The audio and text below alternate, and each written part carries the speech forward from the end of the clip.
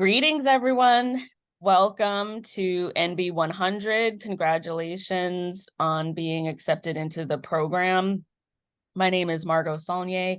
I'm here with Ramon Silva. We are both at the New Bedford Economic Development Council, and we're the hub of this grant program. So we oversee NB100 in partnership with our spoke partners. So you may be working with several other organizations or one other organization with your training through this process. So what we're going to go through today is just walk you through the steps that you're going to need to have a successful NB100 application at the end of the process.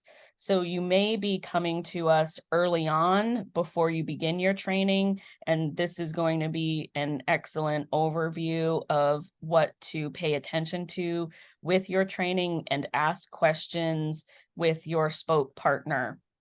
Or you're coming to us for a refresher, you're about to fill out your final application in phase 3, and this is exactly what you're going to need to do to have a successful application.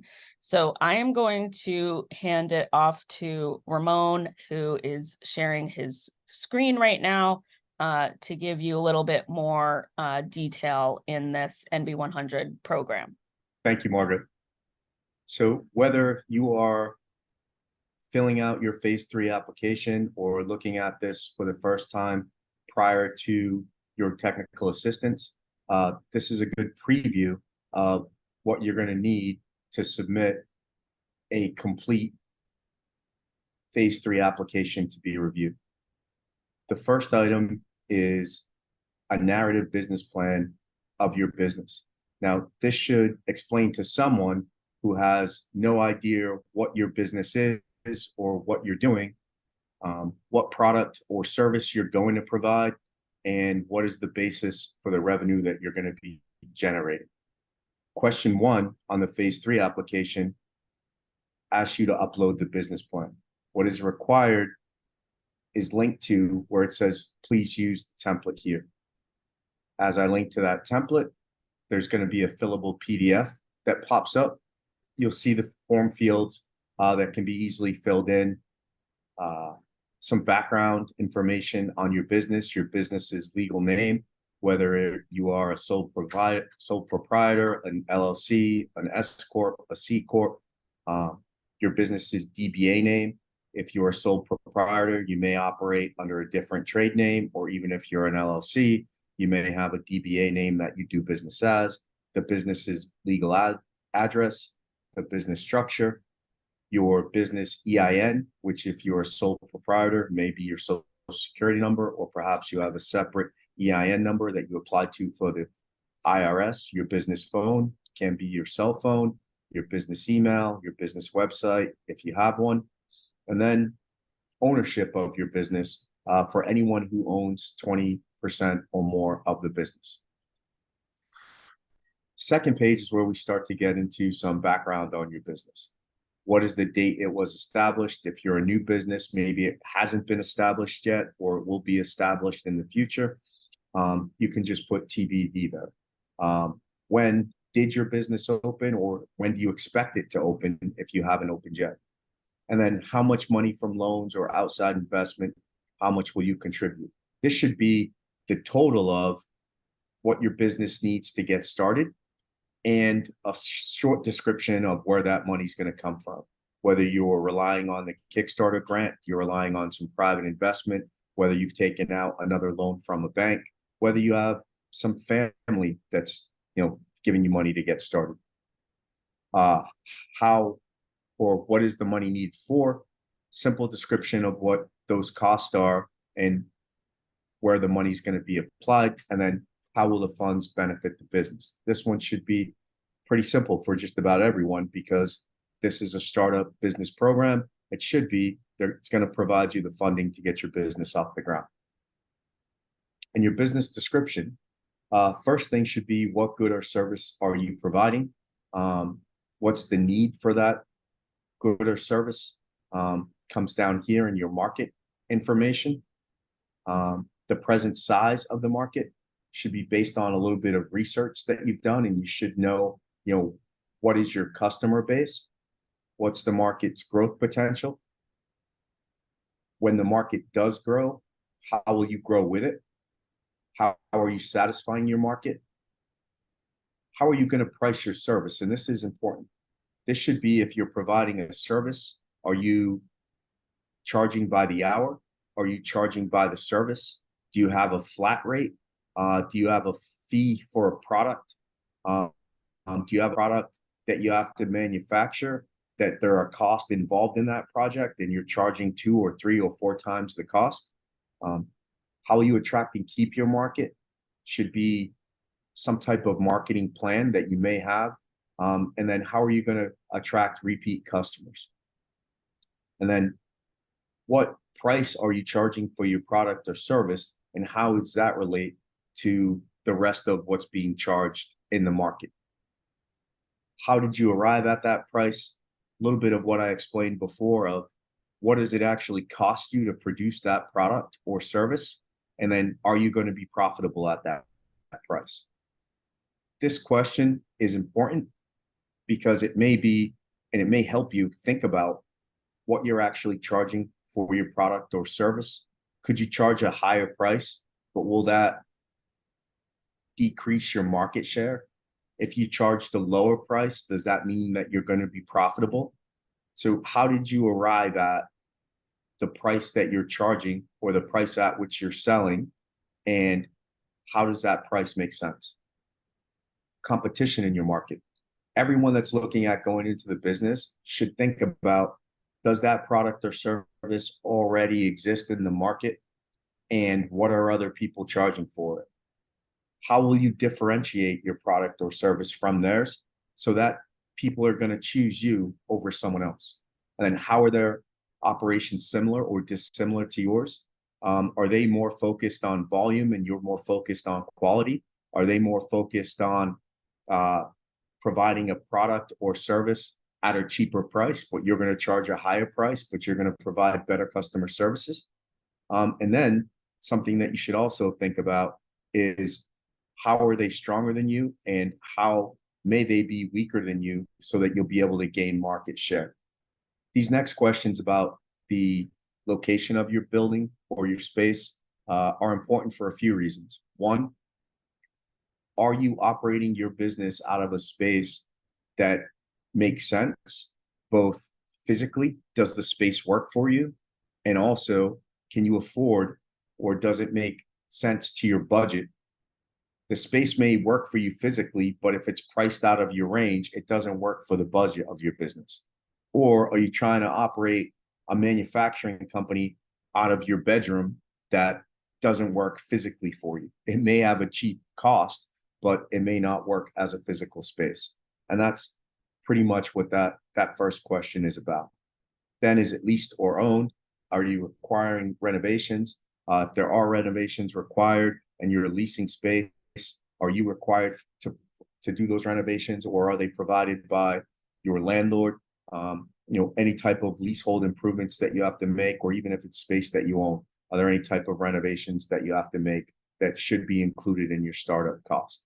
And then, probably most importantly, does the zoning permit your type of business? No one wants to lease a space or rent a space or renovate a room in their house to do a certain type of business and then find out from the building department or the board of health, or maybe even the state, that you can't actually operate that business in that space. That's really important. I think it's a yes or no question, but that's a big yes or no that could determine whether you continue in your business or not. And it can really impact whether or not you lose your investment. If you start spending money on a space that legally your business can't operate in, that could be the end of your business.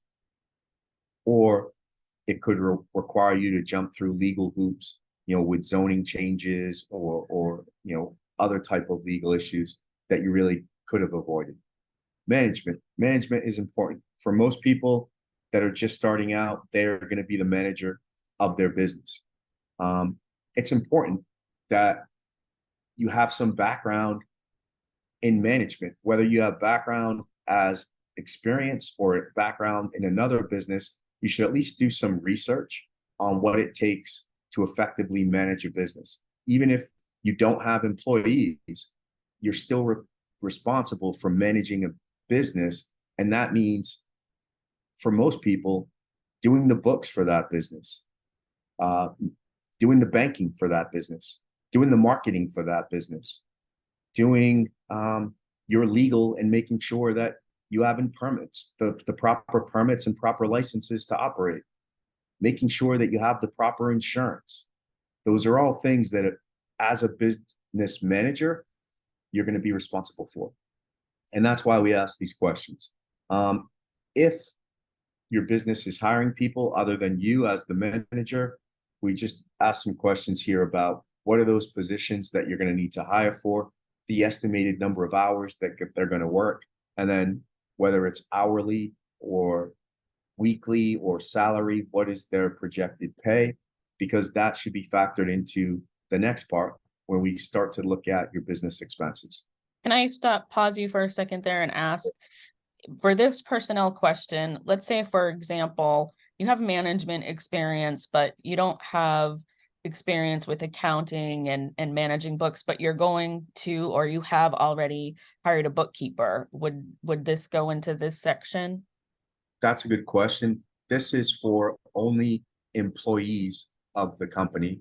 Your budget, you'll see that under the expenses are going to be where anyone who is contract labor and is not a employee of the company, such as, maybe your lawyer or an outside accountant or a bookkeeper, they will be listed under your expenses. This should be really for your employees that are working directly for you.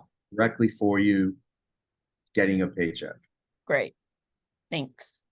Let's look at our templates for business startup, which you'll notice is a spreadsheet, an Excel spreadsheet. You can also use it with numbers or any CSV file through Google Docs, but it is a spreadsheet.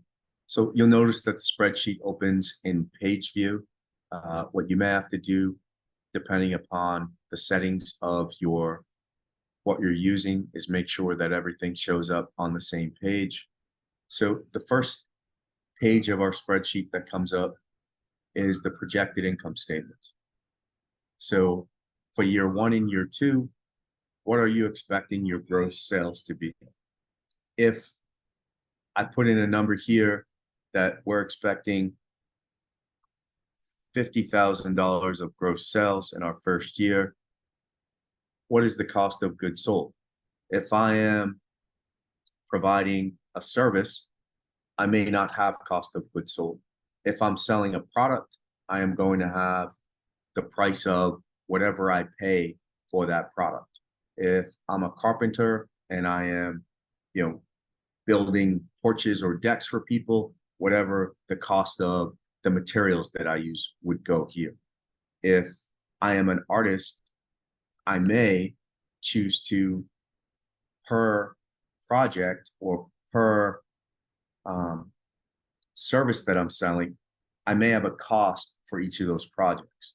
If I am painting murals, I may put into each mural that I paint the cost of the paint that was needed for that mural. So that is your gross sales, and then your cost of goods sold. If I make that for this business 20,000, you'll see that it'll tabulate that my gross profit is $30,000. Now, if I have employee wages, which should tie to the personnel that we listed in our business plan, those would go here. If you had payroll taxes, which are paid as part of your employee wages, which should be paid, and they are typically a percentage based on the number of employees and the amount of actual payroll you have, they would go here. If you had contract labor, which would be if you are paying some other artist 1099 wages to work with you, but they only work with you by project and they're not actually employees, that would go here. Any office supplies that you had would go here. Repairs and maintenance would be repairs either on a property that you have, that your business operates out of, or maintenance for that property, or it could also be repairs and maintenance on equipment. Advertising and promotion is pretty straightforward, but be sure to look at Facebook, what you're paying for Facebook ads, what you're paying for, website hosting, what you're paying for website design, what you may pay for monthly website hosting fees, what you may pay just for any type of advertising or promotion, even if it is typical print media, or if it is web-based. Auto and travel expenses are pretty straightforward. You have the standard deduction for mileage, which I think this year is 51 cents per mile, and then other travel expenses that you may need for your business. Professional services is what we talked about a little bit earlier. If you need bookkeeping, accounting, legal, any types of services like that. Rent should be rent for space that you've leased. It can also be rent for a portion of your home, but that should really be thought about, because there are some other tax implications for writing off business use of home expenses. And they would definitely need to be reasonable for your type of business and doing that business out of your home. Telephone, utilities are pretty straightforward. Insurance, taxes and licenses, and then any other miscellaneous and other expenses that you may have. Your total operating expenses will tabulate. Just let's say for this business, there are a total of, and I'll just put them in other,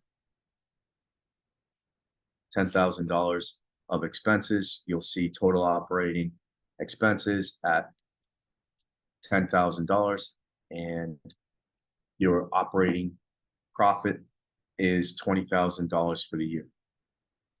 This assumptions is perhaps more important than any of the numbers that I put into this spreadsheet, because the assumptions are going to tell me or anyone else how you came up with this $50,000 a year in gross sales. They're also going to tell us how you came up with your cost of goods sold, which is directly related to your gross profit, and then also with these expenses, how you came up with these expenses. So if I am providing a service and I am charging by the hour, and I am charging $100 per hour for my service times 500 billable hours. And that's how we came up with the 50,000. So this is a very simple explanation. Most people are not going to be that straightforward, because you might have multiple services, you might have multiple rates of services or products. So this assumption could be pretty detailed. I mean, you can fill up the entire space with it. And that we encourage you to do, because this is probably the most important part of this spreadsheet, as Ramon said. And we've noticed from past grant applicants who have left this blank, we're gonna come back to you and say this is an incomplete application. So don't do that. Pay attention to what Ramon is saying right now and fill out this area on the spreadsheet. For someone with a different type of business that may actually be producing a product, you could say, I am going to sell 50 products sold at $1,000 each, and you may have a cost of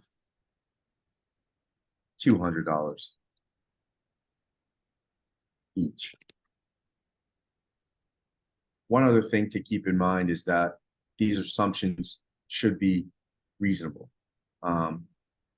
If your projected gross income is $1 million and you say that you're going to sell, $100,000 items at, 10 of them for the year, that may be a little bit unreasonable. Or if you like what I said, I'm going to sell 1 million products at $1 each.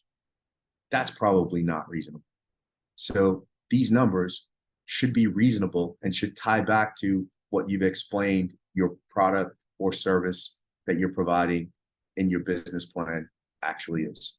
And the more detail you can get into with your assumptions, the better. If you know what your rent is, I have a lease for my rent of $1,000 a month. I've spoken to my accountant and they're going to charge me $300 quarterly. Have already gotten insurance, and this is how much my insurance is a year. I know that my web hosting is $29.99 a month. I know that the permit that I need to operate from the city is $40 a year. The more detail you have here, the more reasonable and the more professional your projections are going to look. And it's actually going to be a benefit to you being in business to be as detailed as you can here, because it may help you actually think about things a different way. And then you may realize you need to go back and adjust some things that you have in your business plan. Maybe I need to charge a little bit more. Wow, I didn't realize my costs were going to be this high. I definitely need to charge more. Or I'm not going to be able to put in the number of hours that I need to put in at that price to make what I need to generate. So maybe I need to go up a little bit more on my hourly rate. These are all things that matter, and they're all things that are going to determine whether or not you're going to be successful. And for some of the applicants, some of them have not started their business yet. So this is a projection. Others, you might be in your first year. So your first year numbers may be based on reality of what actually is happening. My question for you is the operating profit loss. Are you looking for a specific range there, or it just all needs to be reasonable? Like, this all makes sense within the business that you are doing. I guess there are two parts. One, it needs to be reasonable. And two, it does need to make sense for what you are doing. We're not looking for a specific number, but we are looking for something that justifies the investment that you're going to make for startups. If your startup costs are going to be $20,000 and you're going to show that you're going to lose $100,000 a year for the first 2 years that you're in business, well, that really doesn't make sense. So whatever these projections are, they should justify the investment that's going to be made to get your business started. If your business is going to continually lose money, that's not going to be a viable business. You should want to make a return on your investment. And that, I guess, is a pretty good segue into our business startup cost. That is the second tab on the spreadsheet. So this business startup cost is second most important thing that you're going to need to get right in order to get your business funded. So we've got two different sides of this. And what you'll see is they each subtotal, and then they total to the total funds required to start your business. First section of one-time expenses should include anything that your business needs in order to get started to get off the ground. Any equipment that you need, any one-time payments that you need to make. Those could be insurance, those could be website design, that could be web hosting. It could be physical items such as, a computer, a camera, a laptop, but they should be as detailed as possible. And if they are items that you're going to be purchasing, they should be specific items. It shouldn't say computer, $1,500. It should say 2021 MacBook Pro Model X and the exact amount, or Nikon camera, DSLR with the exact amount. Web hosting to, and the company that's doing your web hosting and an amount. Graphic design to, and the amount. For any items that you've already purchased, you do want to probably attach the receipts so that we know that you've already paid for those items and we can give you credit for them as part of the equity in your match.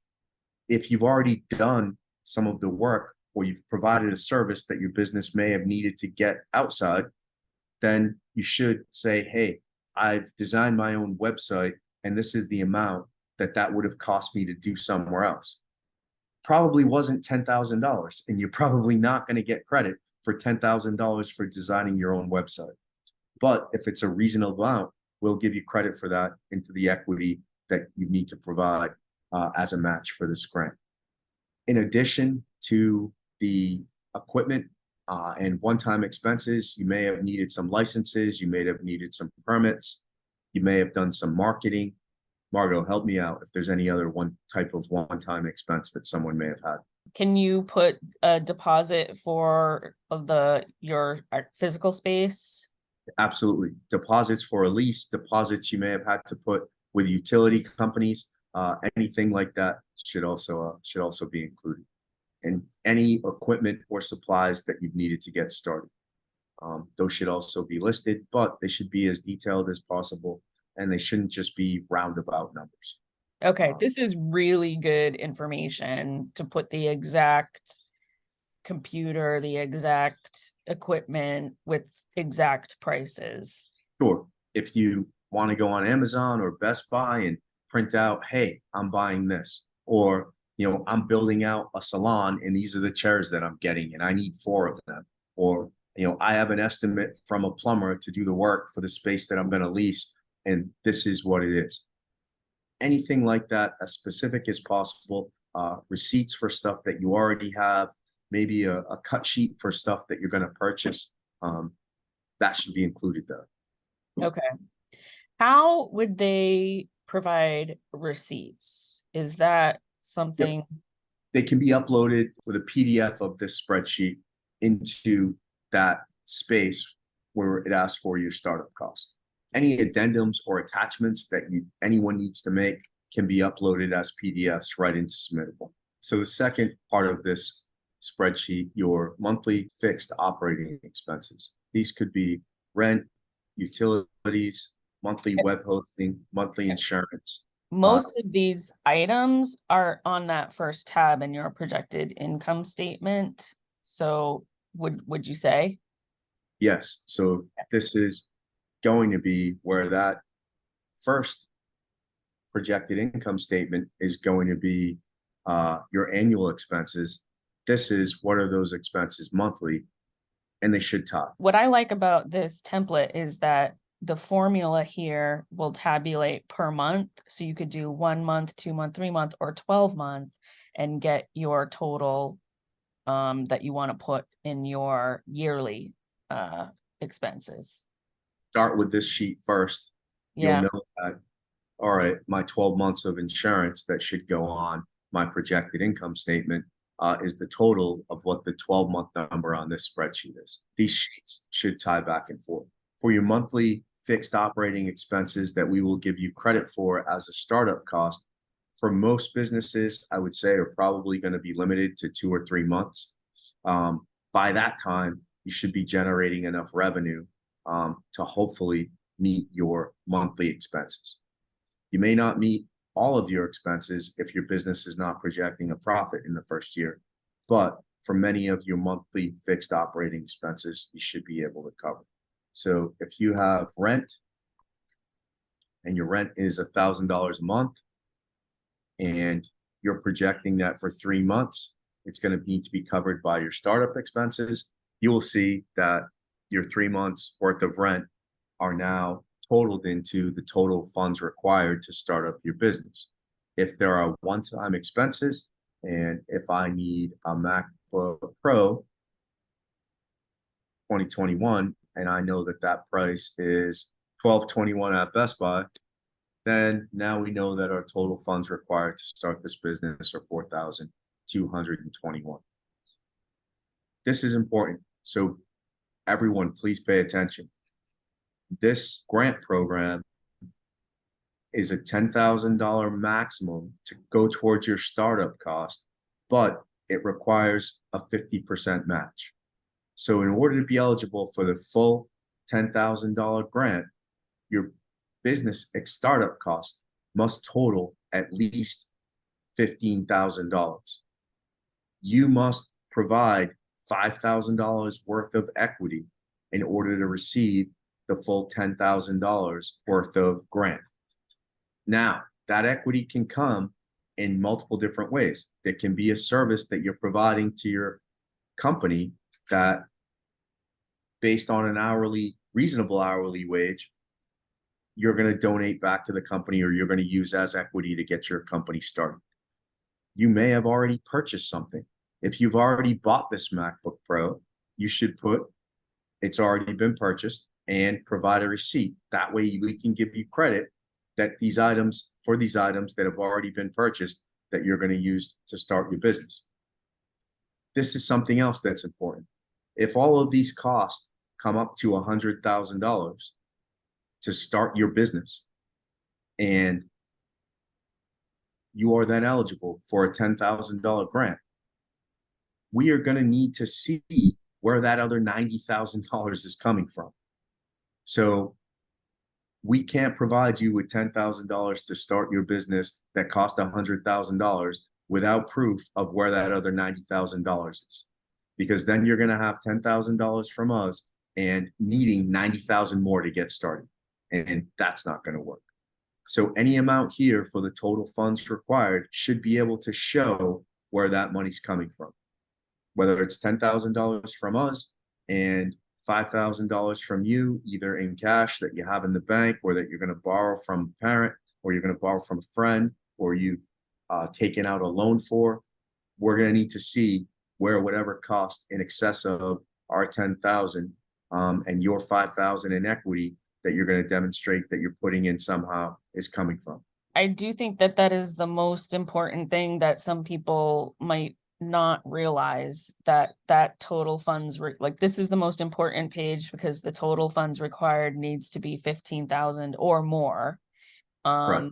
And the clients that we've been working with through Co-Creative Center and New Bedford Creative, many of them have already put in a lot of expenses and their own investment in their equipment, website design, all of that. So it is really sitting down and detailing all of the startup expenses and your monthly fixed operating expenses. Like you said, it's the startup expenses that it's a little less straightforward. But once you start going through everything that you need to start your business, this should be a pretty lengthy list of items. Don't cheat yourselves. I know I've spoken to people and I said, well, you're doing this kind of business. Didn't you have this? Yeah, I paid for that. Put it down. Otherwise, you're cheating yourself. Anything that you've already paid for, put it down. Anything, and you may not think about it because you're using it already and you're using it every day, and you're only thinking as your startup cost as the things that you need to go out and still acquire. That's not it. Anything that you already have, that you've already purchased, that should be one of your startup costs. Exactly. For anyone who, and this is for people who have, well, it's for everyone. If your total funds required are less than $15,000, this might not be the program for you. It can be the program for you, but you're not going to get a $10,000 grant. If your total funds required to start your business are only $10,000, then the maximum grant that you're going to be eligible for is $7,500. And you're going to be required to put in $2,500 worth of equity. Again, either cash or time or service, or, money borrowed or money, loaned from somewhere else. That hopefully covers everything. Please discuss this with your spoke. your technical assistance providing partner. And in order to get your application processed and get funded as efficiently and as quickly as possible, complete explanations that provide the most detail are going to be the most helpful. And then briefly, can you look at the cash flow projection tab? Sure. And this Yep. is one where I don't think we need to spend as much time, because this really is where your technical assistance provider is going to be most helpful in helping you fill out this accurately. So in the final tab here, we have your cash flow projection. And this is hopefully going to show you whether or not you're going to have the cash that you need to operate your business. So on a month-by-month basis for the first 12 months, it is going to be, what is your investment? What are your startup costs? And how much cash do you have left over? So investment, if you had a $15,000 in startup cost, you are going to get $10,000 from the Kickstarter grant, and you're going to provide $15,000 of your own equity. So your investment is going to be $15,000. If your startup costs are $15,000, you'll realize that you'll have no starting cash. There's no remainder, there's no starting cash. So in order to fund your business, you're going to have sales in month one. Now you have $3,000 of available cash. If your business is producing a product, you're going to have inventory, wages, any of these expenses, which should tie from your fixed cost calculator on the preceding spreadsheet. Your expenses are going to total, and it is going to tell you here how much cash you are going to have to start month two. So if you have $3,000 in sales, if all of your expenses, and I'll just put them in here as all other, are $2,000, you're going to have $1,000 to start month two. And as we go through each month, you'll see at the end of the year, what are you going to have in available cash? And this is important because it is going to help you track if you are going to have the funding necessary to operate your business. Your cash flow projection is a little bit different than your profit and loss statement, because your profit and loss statement looks at everything on a yearly basis. If at the end of the year, you're going to make a profit or you're going to have a loss. This monthly cash flow projection tells you whether or not you're going to have the cash you need to operate on a month-to-month basis. This is great, especially if you're selling products or have a retail business, to know how much, like, your sales goals. Like, I need to reach this number of sales in order to be sustainable in my business. Or if you're going to have a cash flow shortage at the end of the first few months, how are you going to meet that need? Do you have a credit card? Do you have a line of credit? Do you have terms perhaps with one of your inventory providers that, okay, I get my inventory, but I have 90 days to pay for it? How are you going to meet the monthly obligations that you have to make for the business? Question. So the application phase 3 asks for a 24-month cash flow projection. We've just been copying this and pasting it again because this is month 1 through 12.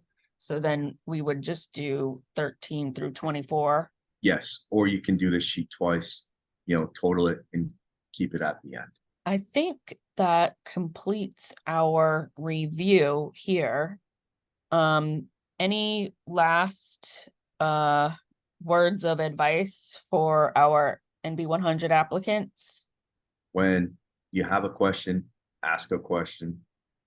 Your technical assistance providers are there to help, rather than guess at something or submit something that is incomplete. Don't be afraid to ask the questions. the success of your business or the success of your getting this grant can hinge on it. There are resources available to you. Please use them and submit great applications.